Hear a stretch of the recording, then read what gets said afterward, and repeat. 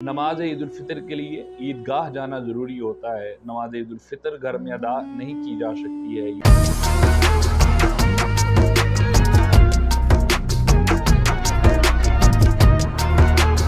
बिस्मिल्लाहिर्रहमानिर्रहीम अल्हम्दुलिल्लाहि रब्बिल आलमीन व मा अर्सलनाका इल्ला रहमतल लिल आलमीन। बाद खुदा बुजुर्ग तुई किस्सा मुख्तसर।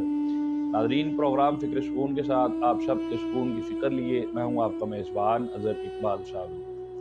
आप सबको ईद मुबारक। अल्लाह रब्बुल इज़्ज़त का शुक्र है कि जिसने हमें ईद के दिन की तौफीक बख्शी है। इंशाअल्लाह कल ईद उल फितर होने वाली है और ईद उल फितर की कुछ सुनते और अहकाम जो हमने मुख्तलिफ हदीस नबवी सल्लल्लाहु अलैहि वसल्लम की कुतब से इकट्ठे किए हैं वो आपके सामने पेश किए जाने वाले हैं। बहुत से लोगों ने इसके बारे में बोला, हम इकट्ठे करके चंद एक पैगामात, वैसे तो बहुत ज़्यादा है, तफसीलन है, चंद एक पैगामात जो ज़रूरी हैं वो इंशाअल्लाह वो एक मुसलमान बतौर एक मुसलमान जो ज़रूरी हैं वो आप सबके आगे पेश करने वाले हैं।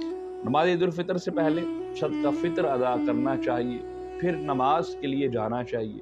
ये शरई हुक्म यही है और ये मुस्लिम शरीफ की हदीस है कि हमें नमाज फ़ितर से पहले अपने सदक़े को ज़रूर सदका फ़ितर ज़रूर अदा कर लेना चाहिए। गुस्ल करके जाना चाहिए, गुस्ल के बगैर इमाम बहकी के नज़दीक गुस्ल करना चाहिए। वैसे भी हदीस नबी सल्लल्लाहु अलैहि वसल्लम बहुत सी ऐसी हैं कि जुमा की नमाज में अगर गुस्ल करना ज़रूरी है तो फिर ईद की क्या बात। तो ईद उल फितर में भी गुस्ल करके जाना चाहिए।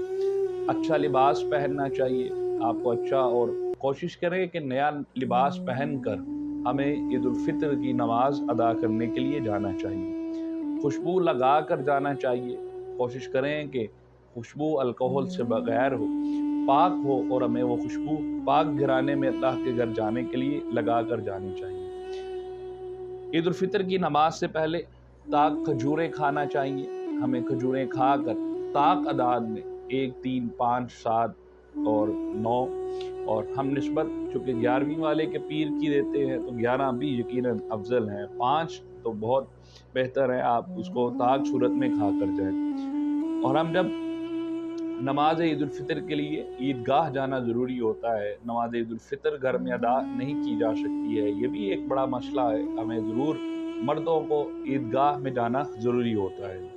ईदगाह पैदल जाना चाहिए, कोई सवारी मैसर मत लिया करें। कोशिश करें कि ईदगाह अगर पैदल जाना है तो अपने घरों के नज़दीक हमें नमाज पढ़ लेनी चाहिए ताकि ये सुन्नत भी हमारी पूरी हो सके।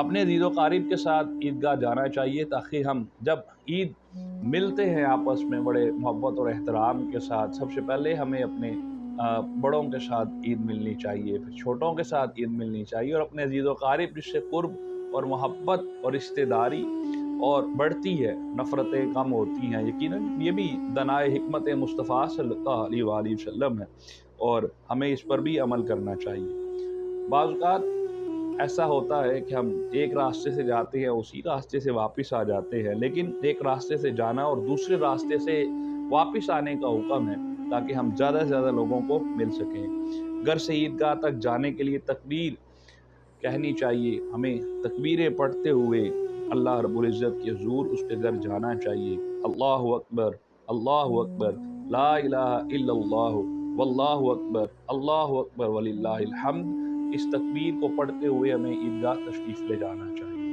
नाज़रीन मोहतरम, चंद ज़रूरी बातें, जो खुसूसी बातें जो हम आपकी कदर कर सकते थे, जो आपके पेशे खिदमत कर सकते थे, वो हमने पेश की है इंशाअल्लाह। यकीनन दुआ है कि आप ईद उल फितर की नमाज जो शख्स पढ़ता है और उसमें जो दुआ की जाती है बहुत मकबूल दुआ है, बहुत बड़ी दुआ है, जो हमें अपने रब के हुज़ूर करने के लिए ज़रूर जाना चाहिए इंशाअल्लाह। अल्लाह रब्बुल इज़्ज़त हम पर रहमत फरमाए, हम सब पर रहमत फरमाए, तमाम ईदगाह में शामिल होने वाले लोगों पर रहमत फरमाए। हमें ज़रूर ईद उल फितर की नमाज के बाद दुआ में भी शामिल होना चाहिए। इजाज़त दीजिए फ़िक्र सुकून की टीम के साथ। अस्सलामु अलैकुम व रहमतुल्लाहि व बरकातहू।